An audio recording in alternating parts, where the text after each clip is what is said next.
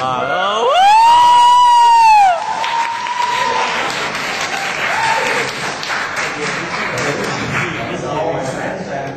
I'm going to talk about biofuel. First of all, let me introduce you for all our members. My name is Shino from P06. The next one, Li Minchi from P06 as well. And an outsider, that is Lily from P05. And the last one is Tae-Wan Kim from P06. So, what is biofuel? Now, one type of biofuel is biodiesel. From the name bio, we know it is created from biodegradable material such as corn, soya beans, sugarcane, and so on. So, in terms of the scientific, what is biodiesel?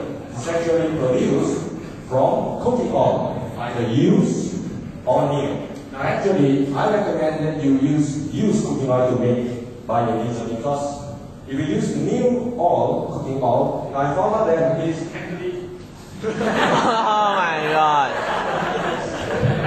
If you try to produce biodiesel using new cooking oil, just now I checked the price at Tesco, I found out it is actually more expensive than the diesel you get from the pump.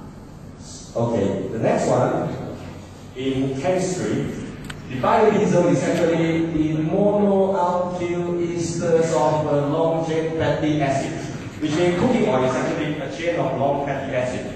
Part of it is the monoalkyl esters, which is the biodiesel we are going to obtain. And it is produced through a process called transesterification. Okay, next. I'm going to teach you how you can make your own biodiesel. It's actually very, very easy. First time I saw it, I can't believe it. Now, all you need to do, the first thing to do is to prepare all the ingredients. What are the ingredients? The first one is obviously the cooking oil. You can get from KFC, you can get from McDonald's, you can get from your mom, or you can go to Tesco and buy a new one, although it is not recommended. Next thing we need to buy is sodium hydroxide. Sodium hydroxide is the scientific name for lye. So what is lye? Lye is actually a type of drain cleaner.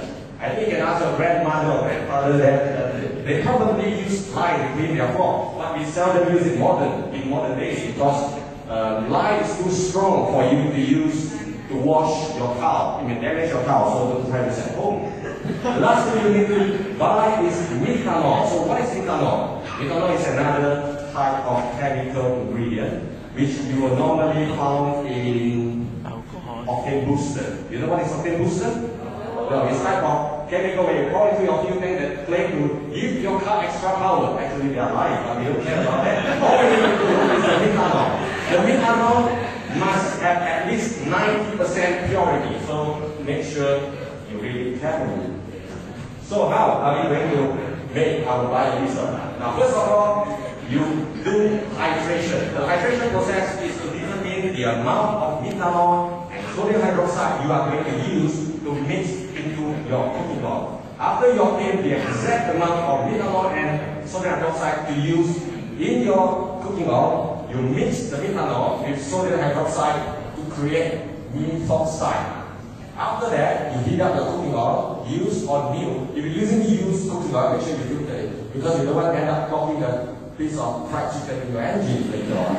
So after you filter it, you heat up the oil, and then you mix the methoxide into the oil and stir it up. Okay? After that, you leave it to settle for 1 hour, 2 hours, or preferably you leave it overnight. So the next day, this will happen.